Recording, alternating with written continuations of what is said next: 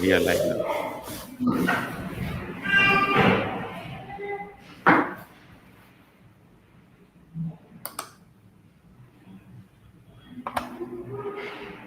Hello, good evening, everyone. Uh, this is Shiv speaking on OT Security Huddle, episode 9. This is a follow up episode of the last one that we had done this week, where we had some audio quality issues. So we are rescheduled that. And today we'll be doing the same Jones and Conduit session once again with Prashant.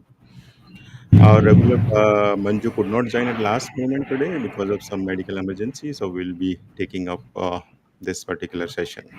So once again, thanks Prashant for accepting this invitation and then taking out time from your schedule. I know you are very much occupied in these days for multiple discussion across the country. But yeah, thanks again for accepting it, and a warm welcome to you once again on this platform.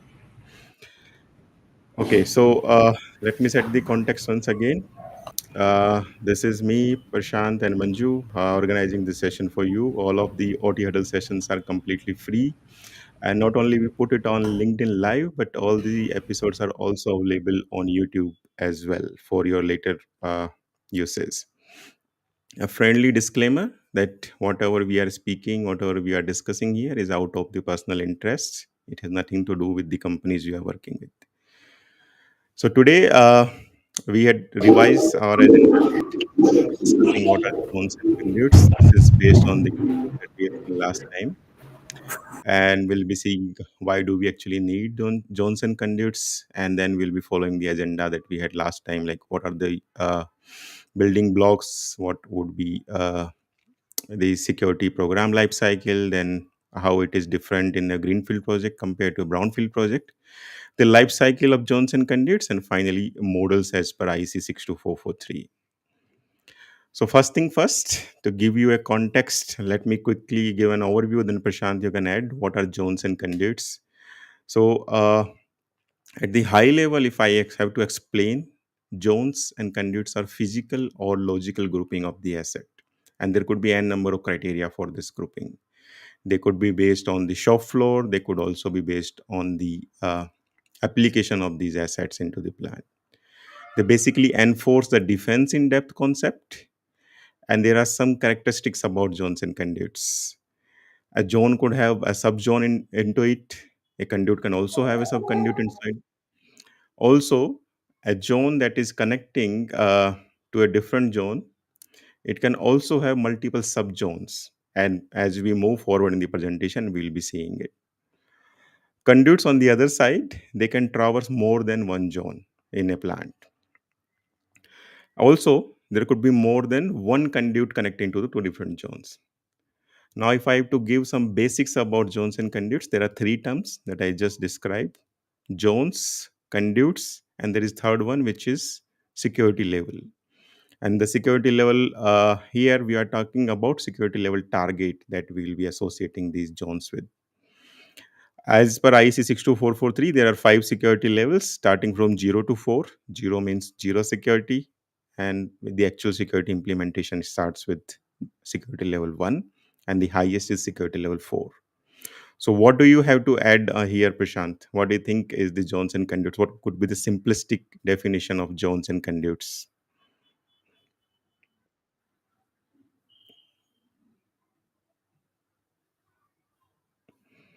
Prashant, are you there? Yeah, sorry. So I was Yeah, I just gave an thanks. I just Yeah, gave thanks an for. introduction of Johnson Conduits.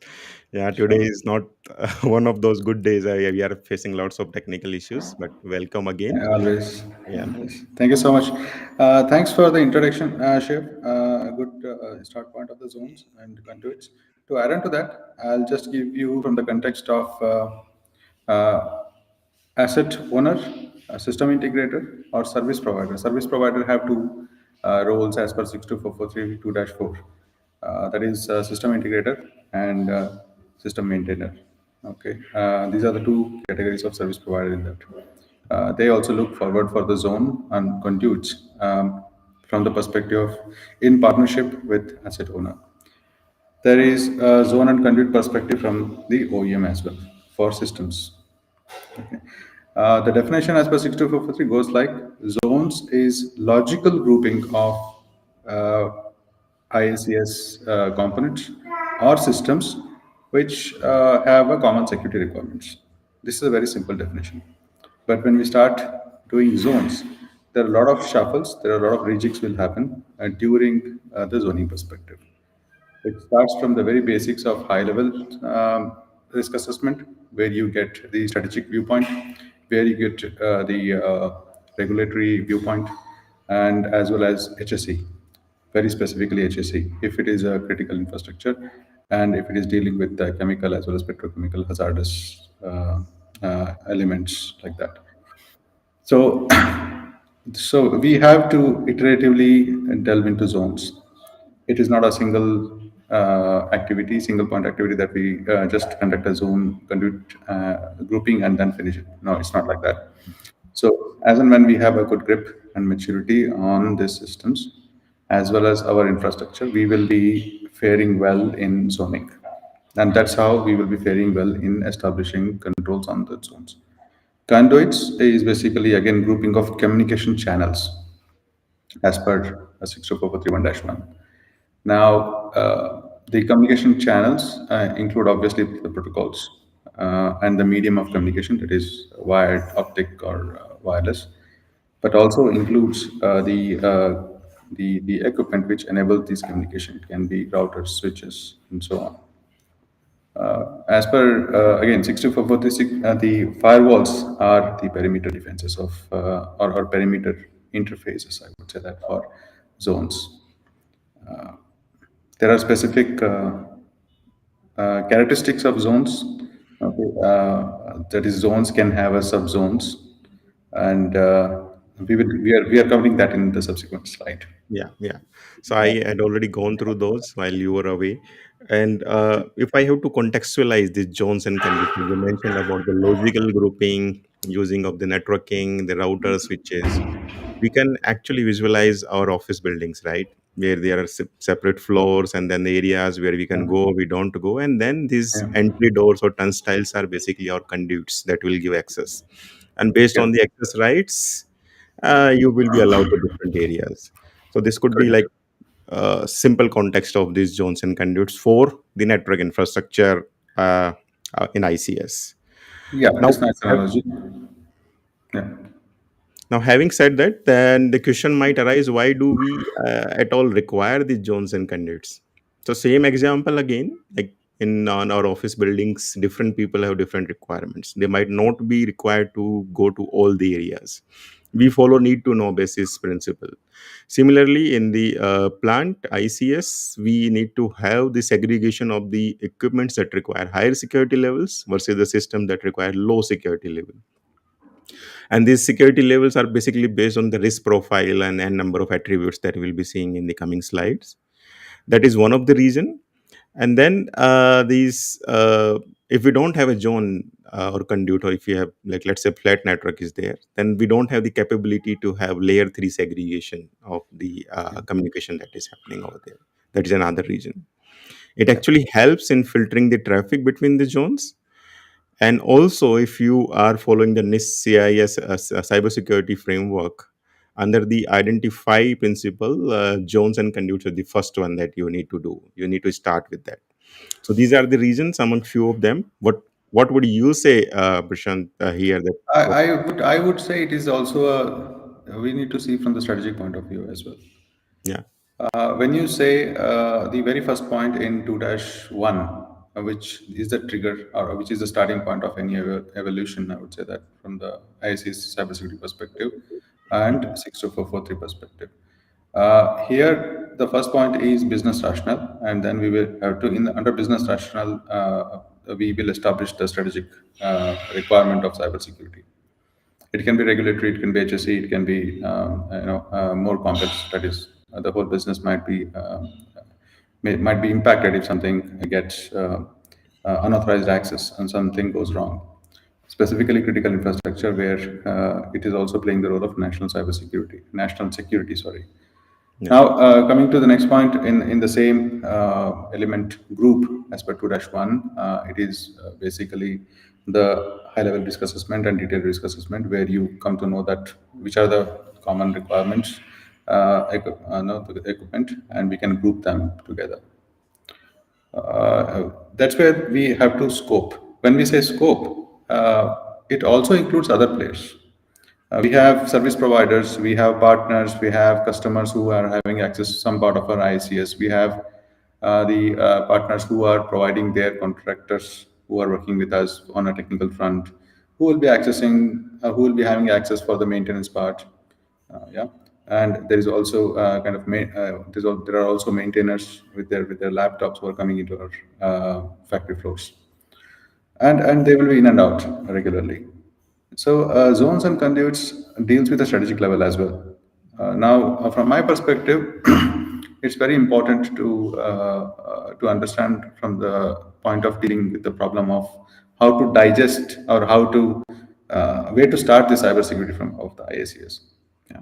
That's where zones and conduits will enable us to divide the problem into smaller elements, prioritize those elements based on the criticality assessment or risk assessment, and then we will shell out our dollars or euros onto those very critical systems first, and then gradually we will try to address more less critical systems. That's how judiciously we can spend the budget, giving a kind of assurance to the management that the money is spent correctly, and we are at least postponing the cyber attacks. So cyber attacks cannot be avoided. Definitely, we can manage them. There will be cyber attacks. Yeah. Yeah, absolutely. Yeah, I know people online would know that you are coming from defense background, and one of the contexts you just now put is divide and conquer, the typical British principle that they use. So we are using the same way in our network. We know threats are imminent, and that is why we want to divide that into smaller areas so that they are manageable and we can monitor what is going in, what is going out. Correct. Okay.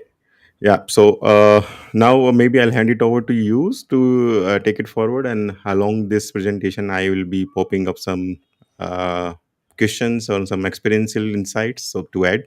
But yeah, you can take it over.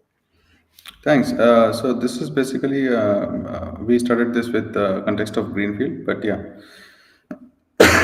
sorry. These are two pictures I wanted to project because the left side of this slide is depicting the zones which are nested in nature. There are zones inside the zones. Okay, and the right side of the slide is basically giving the depiction of the zones which are distinct and connected with conduits. Yeah. In my experience, I would say that that's what I explained in early, that you might not be able to bite everything. Okay, for example, there is a control room, and in that control room, there is the engineering workstation. There are operator workstations, as well as HMIs. Now, there might be a requirement for role-based access control. But because in the early stages of your assessment, or because of the functional and operational requirement, you might that is prohibiting us from having a role-based access control and long passwords or something like that. So what we do is we put everything in one zone. We will not divide them into subzones initially, and then we will put control on at the door, or that is physical control. Whoever enters this have been identified and authorized to enter that. Now, these people, that is 4 to 5 people who are working in this control room, have the duties which they can perform interchangeably. Okay, and definitely there cannot be a screen on an HMI screensaver, and then when you refresh it, it should not be asking password because of that functional requirement. Some alarm or event might be popping up there. So there's a kind of criticality. This is one of the examples I have given. So we put everything in single zone, and then we will proceed further. Eventually, when we do the risk assessment, we find that there is a feasibility and there are some more features available now from the cybersecurity perspective, which enable us to do role-based access control. So kind of a maturity level has increased. Yeah. Now we are able to. divide that area into again zones, and we can implement some kind of role-based access control where engineering workstation is handled by somebody very specific with good knowledge and expertise, and not by everybody. Yeah, yeah. And this picture also depicts what the characteristics that you have shown in the first slide about what are zones and conduits. So one of this is having sub zones within a zone, and one of this is like all the zones are distinct zones, and they are also based on the functionality of the device rather than having Correct. some physical segregation over there. Yeah, so it makes sense to show some use case over here. Correct. Yeah. Okay. Yeah, now we have the overall uh, industrial automation control system life cycle, and there are different phases of it. So, what do you think is the right phase where this actually Jones and conduit creation will come in picture over there? Okay, there is, uh, I would say that from the very beginning. And this is security program ICS lifecycle depiction, where let us take two examples. One is greenfield and one is brownfield. The approach might be a little different. And if there is a brownfield and still there is no CSMS, which is as per 62443 2-1, then we are going to architect something around CSMS. It has to integrate with, in my practical experience, it has to integrate with ISMS. It cannot be independent. IT team cannot run its own program. It has to be, and OT team cannot be running its own program. There are multiple levels of collaborations. I see at least few collaborations. IT team doing its own IT security functionality, IT team doing the functions which are overlapping with OT and understanding OT. The OT team is doing some IT functions which is overlapping with IT, that is collaboration with IT. Now, this is a dual collaboration both from IT and OT. And OT security team specifically working on IACS environment, which is very specific to the process, which IT team doesn't understand. Rather, I would say that need not to. It is very scopic for the OT environment. Now, this automation life cycle, ICS life cycle, also overlaps with how to establish the zones and conduits. And I will not go into this picture Yeah, because this is pretty famous in ICS blogs, and one can refer. It's basically a racing matrix of all the players, that is asset owner, OEM, and inbound and service provider. So if yeah. you go So to the next slide, maybe yeah, we can discuss just it. one point here, Prashant. Like you mentioned about the teams playing different roles, the OT team getting into security, and IT team also getting into the ICS domain. So, for a starter, like the organization that does not have this teams having this cross sector learning, what would be the best way for them to just start with? Like one of the way that I feel is there is a security office, there is IT team, and there is OT team. All of these three should work in conjunction to get started with. So, what could be the other combination of this kind sort of project execution so that there is minimum overhead, minimum objection, and this could go smooth? It's a difficult question and very specific to the environment. I would say that our culture of the organization.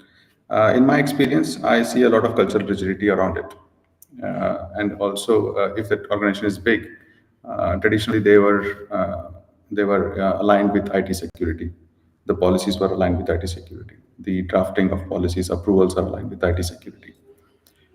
Coming and establishing the OT cybersecurity, along with that, as I explained, there has to be collaboration. Without collaboration, it's going to fail anyways.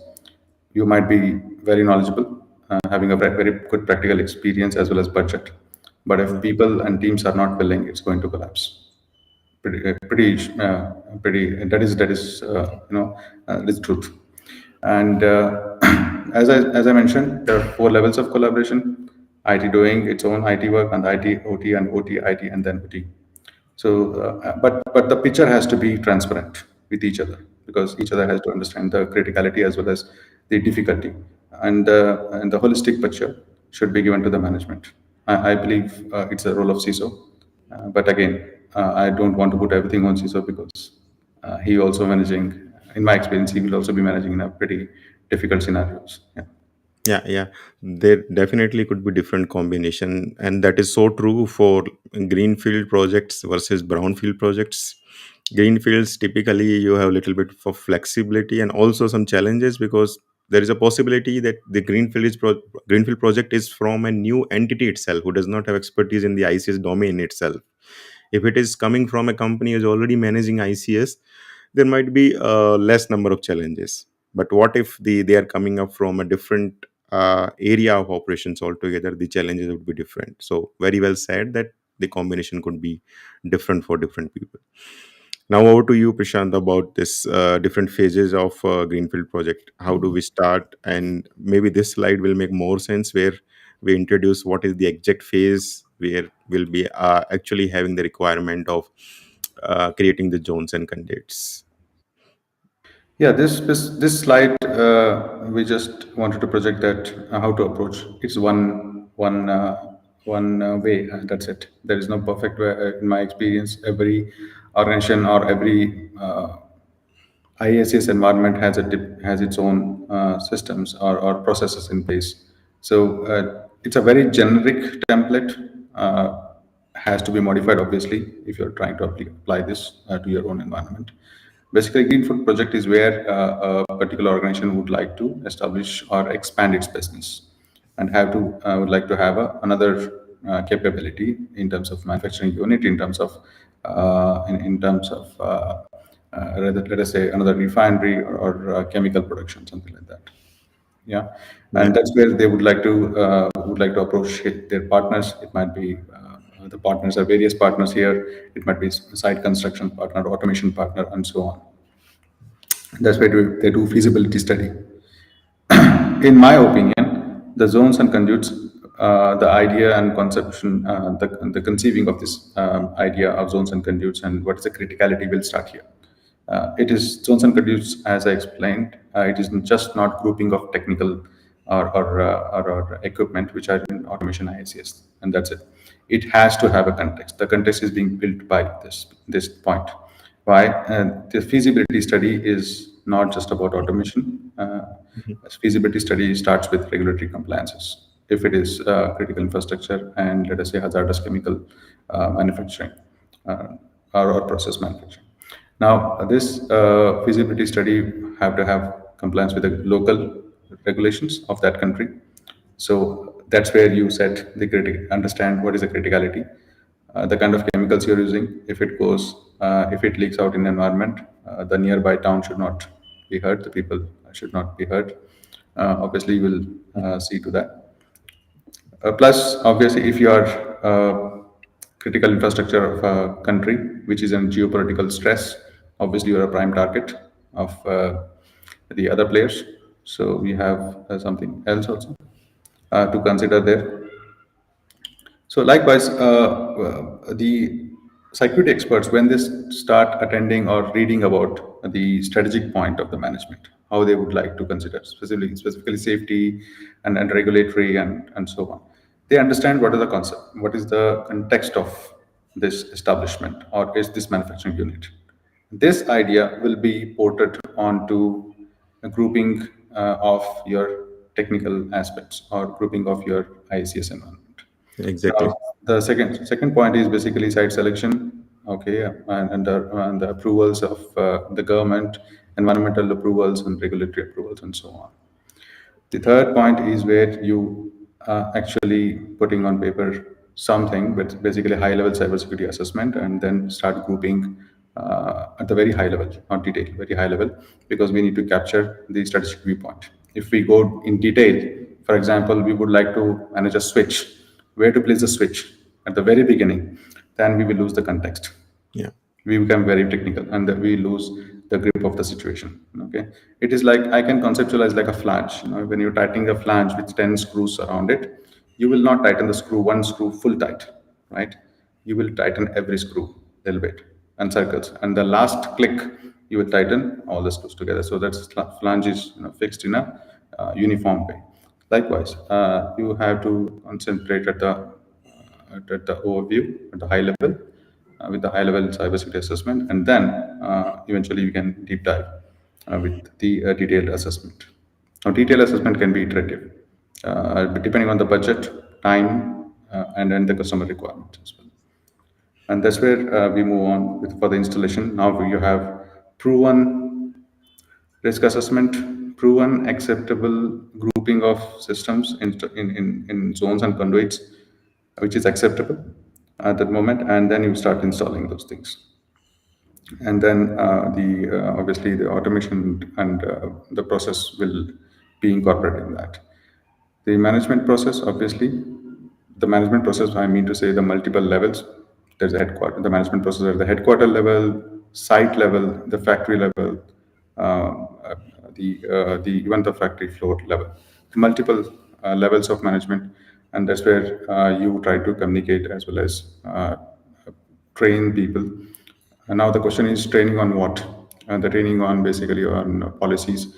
Every zone has a policy attached to it. There is a tagging of security level, which is achieved or which is target and achieved with every zone and conduit. How to maintain, because security levels are the function of time. When I say security level is a function of time, it degrades over time. That's what I meant to say. Yeah. Because of the advent of new vulnerabilities, new Yeah. exploits available, and the protocols OPC was secure, and one organization cracked it with eight to nine vulnerabilities. Now it was not secure. So and same with VxWorks, Ascent 11. It was pretty secure, and we have 11 vulnerabilities which are cracking VxWorks. So something like that is always coming up.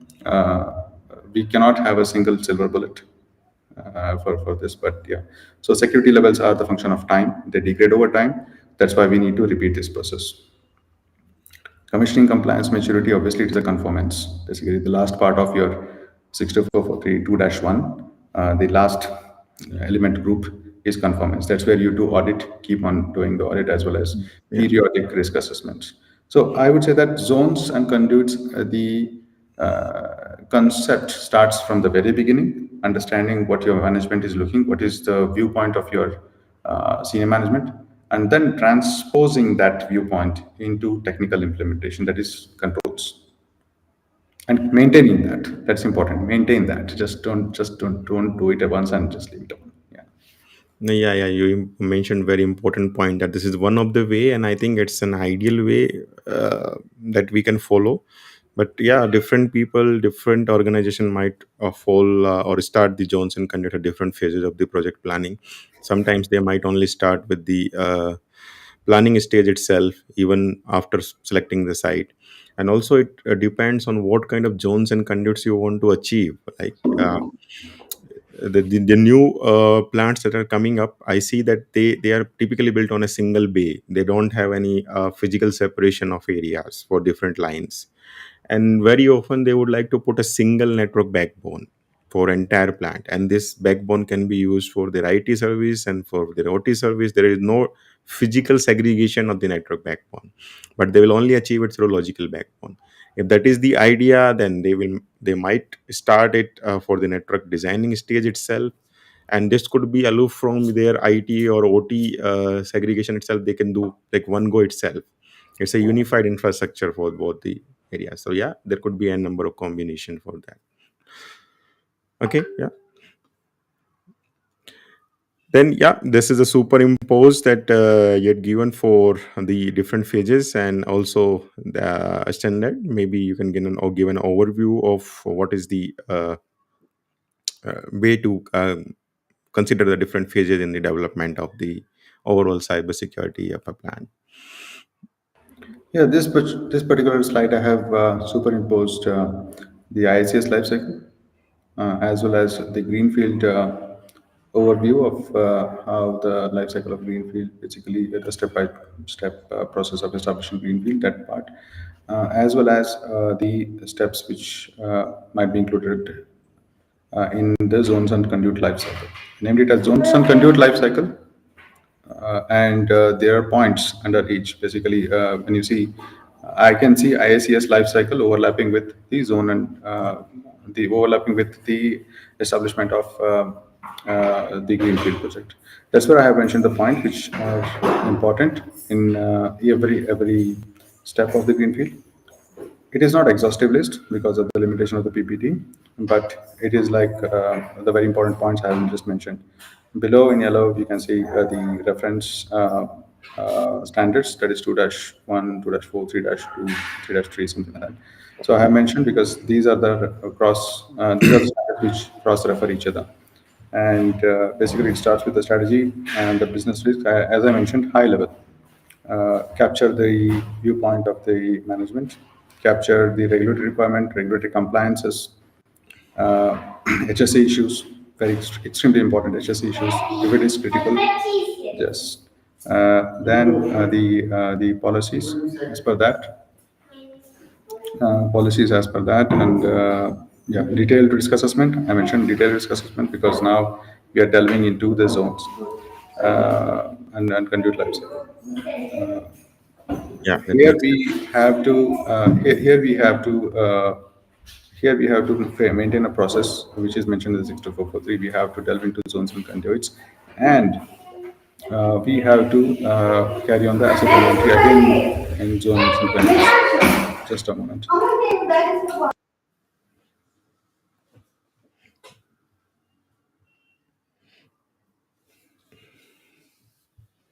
Yeah, that's okay, Prashant. Your kids really want to join the discussion. Yeah, I'm sorry, this is Friday. So, yeah, okay. So detailed risk assessment. Again, we will do the asset inventory. As I mentioned, asset inventory, detailed asset inventory inside the zone. This is important because, as I mentioned, the high level you would have not gone deep. Uh, when you do the detail in the first iteration, you might not even go deep into the each application which is available in your environment. You might be tightening the systems, but you might not. The time or budget might not allow you. This is practical experience I'm telling. And iteratively, you will mature over time. That's also a maturity model which is mentioned in 62443, where you will start with something ad hoc and then you will mature for the automated and the repetitive as well as evidence based. So you can actually recreate that. Yeah. So moving forward, yeah, there is this uh, two pictures depicting the different part of the overall CSMS program and the phases where we will actually create the cybersecurity zones and conduits. It start with the jotting down the system answer under consideration, and then we do initial risk assessment. After the immediately after the initial risk assessment is what we will be creating the zones and conduits before actually going for the detailed risk assessment. Yeah, so would you like to add here, Prashant? This is pretty straightforward, taken from the 3-2 and as well as Yeah, this 2-1 is the part. reference. This is the reference I was talking about. There are two. This is from the 2-1, and there are three element groups here. The first element group you might be saying there, and it contains the business rationale and the risk assessment. The second element, the second element group, is having the three groups there. And the first one is CSM scope and basically capturing all the management. The second one is basically selecting the countermeasures, and third one is basically implementing and Implement. then how to yeah. The last element group is basically conformance audits and basically the repetitive risk assessments and how to maintain the security level, because as I mentioned, it is a function of the time. And also we decide here the trigger points where you can initiate the risk assessments.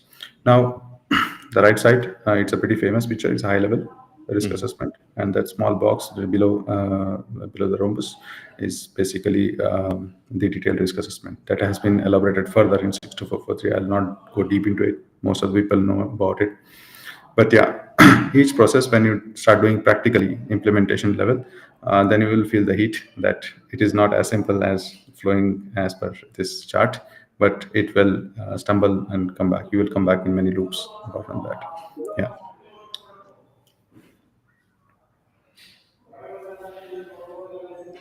Okay, so Yeah, this one is the I made the connection in the models. This is as per 62443 1-1. 62443 helps in defining zones and conduits. I can see a question also in our chat that by Fanindra.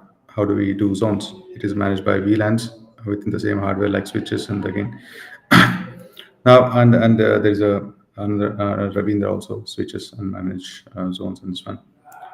Transfer plant data, PLC SCADA. These are very specific technical questions. I really don't want to answer just like that because I don't have any context. So if I say anything about it, it might be right, it might be wrong. So that is the care we should be taking in ICS cybersecurity before hurrying to answer any question. We need to have a lot of context on that. So we are discussing about the 62443 as a standard, as a process. So objective is to understand the process, and then we can have the controls also when we understand the projects process correctly. So coming back to the models, this is as per the 62443 1-1. There are few models referred by 62443, which helps us in defining zones and controls. Basically, it starts with the reference model data, and then it also mentions asset model. The piping and instrumentation diagram is my input there because it helps us understand the process. The piping and instrumentation diagram would be having centrifuges, tanks, pipes, valves, rupture valves, and so on. Okay. You understand the process there, and then you transpose that into reference architecture. It will also give feedback to network architecture. And then on the network architecture as well as reference architecture, when you have a detailed diagrams, you can do the risk assessment. Yeah, this risk assessment give you. This can be iterative approach. It might not be a single shot, but iterative process. But this will give you a fair understanding of which systems should go in which zones. High level, you might be having a system in, let us say, zone A and another system in zone B. But when you do a detailed analysis, then you realize that the other system in zone B should be in zone A.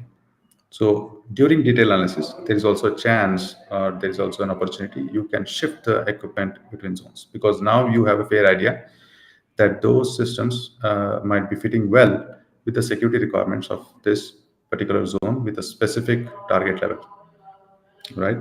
And this kind of maturity will come iteratively, not on the first shot. In my experience, I would say that, and that's where you start assigning the security level target, and then zone runs. You select the measures for the zones and conduits. Now there was a question here by Shoaib. Yesterday we were discussing that how do you establish security level target. There's a question yesterday, right? If you are Yeah, not wrong, we had a half an hour discussion on that, and yeah, yeah, lot of things exactly. were coming up. So I actually picked up that question from the last session that we conducted, Yeah. and So security basically, level target, yeah. security level target is basically. Let me come back to the come to the answers. Security level target is basically that's what you anticipate and the level of security measures you anticipate, which will bring your risk under your appetite, which will be reducing the risks so that it will be controlled and it will be under your appetite. That is the idea. You cannot eradicate every risk. You have to manage the risk.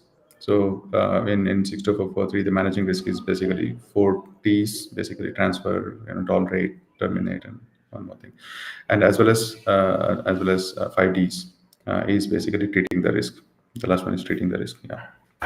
So FIDs is basically the same the debtor, and that is from basically from the defense and defense in depth. I'm not remembering those FIDs now, but yeah, it's been a long time that I studied. But these are the some of those. So security level target is can be achieved by few thumb rules. There is no specific Mhm. formula given in 62443 to have security level target. Okay, so there are few thumb rules which are given to have security level targets. One very simple thumb rule is basically you go as per definition. There are four levels of security levels, basically one, zero, one, two, three, and then you can have those security levels established. The definition starts with very basically getting hacked or attempt by script kiddie to the last level. It is four. Sorry, it's four to the last level where the attempt is from the state-sponsored attack. Yeah, Yeah, these are the one that I call the qualitative criterias, that you anticipate who are your adversary, and based yeah, on that you put the correct. secret. Yeah, Correct. Yeah, and this anticipation is also kind of a teamwork. yeah, You would like to have your threat intelligence team, maybe a consultant. You would like to have regulatory requirements. You might not have been hacked, but you are not compliant. Still, you are being penalized by the government, local government. So that is also a threat to business, yeah, specifically your reputation. That's also an issue. The Okay, so coming back to the security level, the second way of having the security level target is basically we can march back. That means we do the risk assessment, then we will see that how many controls in 62443, let us we are doing for system, how many controls in 62443 satisfy uh, to bring satisfy the requirement to bring our risk under the control threshold. I would say that under the risk appetite. So if we see more than 50 or 60% of these controls are in security level 2, then let us shift to security level 2, because money is anyways getting shed over there, and we can protect better if we are having another 40% in also in security level 2. We can do security level 1, but now getting satisfied with security level will make us non-compliant with our own risk assessment. Some of the risks are above our risk appetite, so we cannot have that. So this is one of the approach. Yeah, likewise, there are a few thumb rules of security level target. Uh, and of course, the risk assessment is also a challenge here. The team which is collaborating to the risk assessment, they have to collaborate on various aspects. They have to agree for the likelihood. They have to agree for the consequences. There will be disagreement for the consequences. So there are some challenges which are going to happen here. But yeah, but the end objective is to bring the security level target either equal to achieved or less than achieved. So final thing which we want to achieve is basically security level achieved. It's nothing but a benchmark which we prove that it is less than or it's greater than or equal to security level target. We are in safe zone. Again, it has to be iterative. It has to be repetitive in nature. It is a function of time. It will eventually deteriorate. Yeah, in present circumstances where geopolitical situations are so volatile, it will deteriorate faster. 3 months back, if you had done the risk assessment, your security level target is not considering the geopolitical stress, and now your state is under geopolitical stress. The whole threat scenario is changed overnight. yeah, yeah, So that's the issue here, under your administrator. So likewise, and this will eventually guide the policies, procedures, and guidelines. And these policies, procedure guidelines are what I mean to say is at the site level, obviously, at the plant level as well, but also on the zone level. So you need to attach policies, you need to attach risk assessment criteria, you need to attach security levels, the asset inventory at the zone level. This helps in the other parts of cybersecurity program, like incident response, patch management, okay, disaster recovery, business continuity. So those things will come into picture here when you have this kind of detailed picture or detailed view of your own infrastructure in terms of zones and conduits. This is where the I would like to say that we try to answer why zones and conduits are required. The first question at the beginning of this webinar. Yes. So yeah, this is what my understanding is. yeah. Absolutely, absolutely, Prashant. And yesterday, when we were also discussing the geopolitical context, that how suddenly these countries which are friendly, they can become adversaries, and immediately the attack will start appearing from different geographies, and you need to reassess your situation, how well you are equipped against these. Yeah, so I Yeah. think we have more or less covered this concept about zones and conduits. There are obviously some questions in the chat box that we might try to answer. But before that, let's have some best practice thing. What do you think are the best practices for creating zones and conduits? Some thumb rule that could be used as handy things when somebody is creating zones and conduits. I would say that the best practice is basically to have a very good understanding that what you're trying to, which kind of risk you're trying to achieve, having a risk profile for your own organization. If you are a critical infrastructure and you are considering yourself as being, I would say that the risk profile is good for security level 2, then I doubt. Because if you're a critical infrastructure, the national security depends on you and your security level 2, I doubt. Yeah, It needs some kind of a relook or review. But if you're a manufacturing of, let us say, a toy manufacturing, which has an economic importance for that particular nation, but it is not a critical infrastructure, or if it is being attacked, no critical infrastructure will come down. And if that kind of organization is considering itself as a prime target of geopolitical stress, and it's trying to achieve SL3, then they are, I would say that overspending on cybersecurity. exactly. So, or over classifying themselves. Over classifying is also a big time burnout for the cybersecurity team as well as the organization itself. That management specifically will get tired, I would say that. Yes, absolutely. And the return of investment, obviously they will ask the kind of attacks we are getting protected. They will ask that. Plus the team, as I mentioned, the collaborative approach. IT team is extremely important here. The policies which are made by IT teams are extremely important. They most of them can be reused. For example, mobile device management policy, it can be reused, and if it is reused, generally it will fall into the same assessment criteria. Now you don't have two yardsticks which are differing so much that there is a two different approach or two different viewpoint. Finally, it is going under risk management of the organization, corporate risk management of the organization. So, and somebody who is the chief risk officer kind of position, they have to take a decision on that.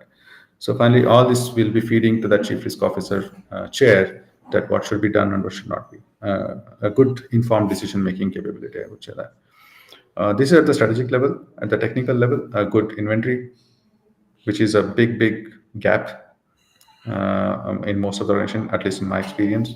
A good asset inventory, a good understanding of threat vector, a good understanding of kill chain, not to have too much of hypothecation.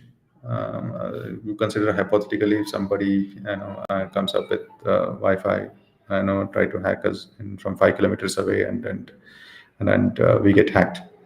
Yes, it is possible, but we need to say that how much is the likelihood, and what are the kind of a protection which is already available in the system. So, Shiv,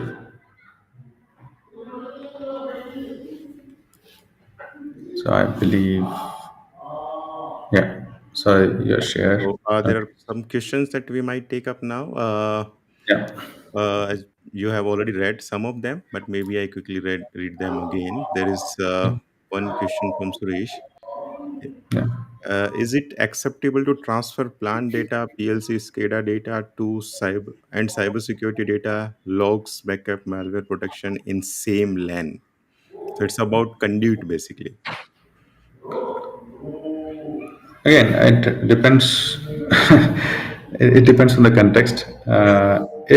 If the LAN, let us say, same LAN means, I will have certain assumptions here. The assumptions are, this LAN is the conduit which is internal to the zone. Okay, this conduit is internal to the zone. That's why it is satisfying. It satisfy the requirement or the security profile of that zone, basically target security level of the zone. So implicitly, it has to comply with the security requirements of the zone. So in that case, I believe it's also functionally, which is also practice. It is acceptable to transfer plant data, PLC, SCADA data, and cybersecurity logs in the same LAN. The equipment should be grouped into the zone.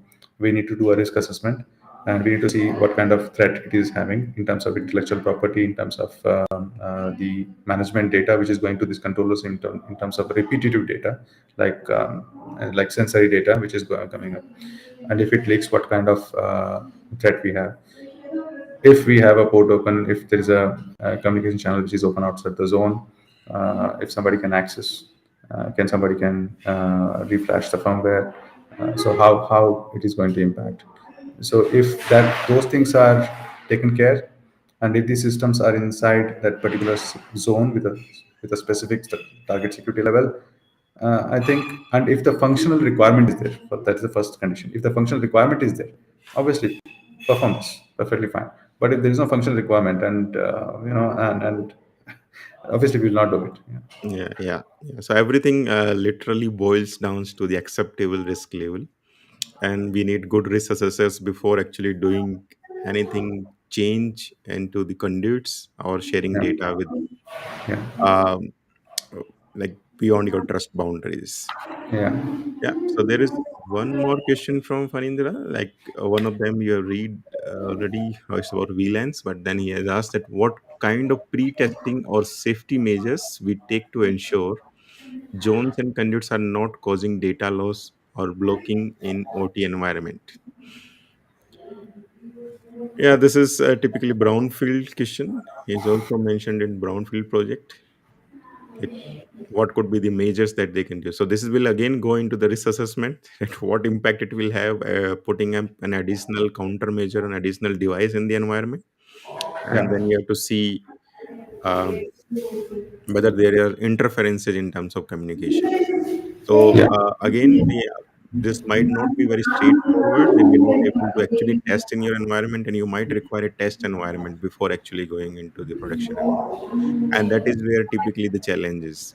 In ICS, the test environments are not readily available, right? Very often they will put only one infrastructure. They will not have the redundant test infrastructure or additional server available, and this will become a bottleneck.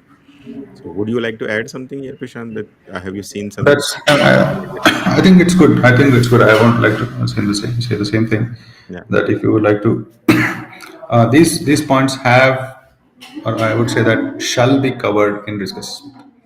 yeah, That is the reason why you need to have a team which is a combination of safety and cybersecurity. Cybersecurity should not be only theoretical. Somebody should be from the technical aspect also, who knows how the kill chain works, mm, who knows if the PLC are getting compromised, how they are getting compromised. Who knows if there are fuzzers available for the OPC UA, up to what level they can disrupt this protocol, and whether their own systems are being tested or not. When they are getting tested, when they are have been tested by OEM, there might be a system which is still 3 certified, okay, and there might be a system, the same system, which is actually also being tested by Achilles Defense 6 for fuzzing. But in my experience, still perp suit was enough to put the system out of the function. All the LEDs were red. This what I'm saying, because these concepts are the best effort. yeah, It is not exactly. foolproof. So all these questions should be thrown on that table discussion point, which is 3 to 4 hours in my experience. 3 to 4 hours of risk assessment. What we do, we will throw all these questions in front of that. The questions should be smart, should be as close to as practical. If you're going too hypothetical, you will shell out money, because if somebody says that you need to have a PKI infrastructure to secure a PLC, now you have a big budget over there. Okay, you need to establish PKI infrastructure over there, so the Yeah, yeah, money. But if you are undershooting, then you are putting your devices also on the risk. So the leader, specifically the risk leader here, or risk assessment team leader, should be really sharp. Yeah. yeah, absolutely. So maybe just one more question, though we try to touch this up. Ravi has asked this question that whether we should use unmanaged switch versus the managed switch. So again, the answer is not straightforward, but there is one challenge here which you might add as a perspective, Prashant. Very often when we assess, we find that okay, this particular zone might not require managed switch, and we put unmanaged switch during that time. But since we need to iterate our classification of security level for the zone, the risk might increase in over time. Maybe in a quarter, 2 quarter, something happens, and then we need to find that okay, there is a requirement of putting a managed infrastructure. So this is again and not only a cost overhead, there could be downtimes, there could be operational issues, and number of things. So what Yeah. is the best practice? Like shall we consider, is there a rule at all that okay, for this particular kind of infrastructure we might use managed switch only, and for these low level infrastructure we might use unmanaged switch, which we might not often require to change? Or is there a compensating countermeasure also available that we can put for such infrastructures? No, definitely. See, the compensatory countermeasures will come when we are functionally restricted. Yeah, We have Windows XP. Many people have Windows XP in their infrastructure now, manufacturing. yeah, They want to replace. But the functional constraints, budgetary constraints, people constraints, the people who are working on the systems, they would have to be trained again for the new systems. Those are the constraints. The facility management of the factory is telling that why should I replace when the systems are working so fine and there's no requirement. So there's not a well in terms of management. There's no enough business justification also. See, cybersecurity is supporting the business. Cybersecurity is not the business. We support the business, and business takes the prime importance, and functionality obviously is a prime in a prime focus of the management. So obviously, if the functionality is restricting us, we have to go to compensatory control. We might not be able to change, but if we are lucky, and the management is also, I would say that proactive in terms of provided business opportunity. Yeah, both have to match, yeah, proactiveness and business opportunity. I would say that on the first opportunity, we should move ahead to the more secure environment, to the more secure devices, to the more secure protocols. I would say that. Why not? yeah, yeah.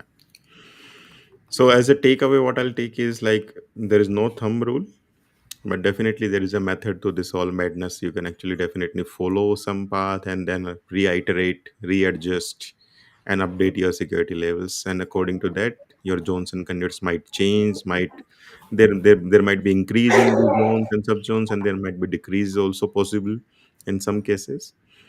And we need to really assess the risk as and when it is required.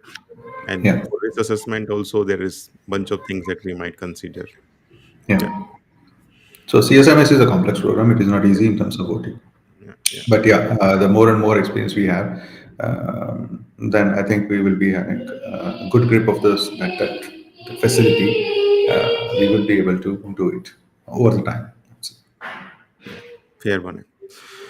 Okay, so yeah, I think we don't have any further question, and we are also at the top of the hour. So thank you, Prashant. Thank you for taking time on the weekend, and I really enjoyed it. Definitely learned something, and I believe that the people who joined online and the people who will be seeing it offline, they would definitely have something to learn from your experience. Thank you. Thanks again. Thank you so much to everybody to listening to me and giving this opportunity. Take care. Good day. Bye bye.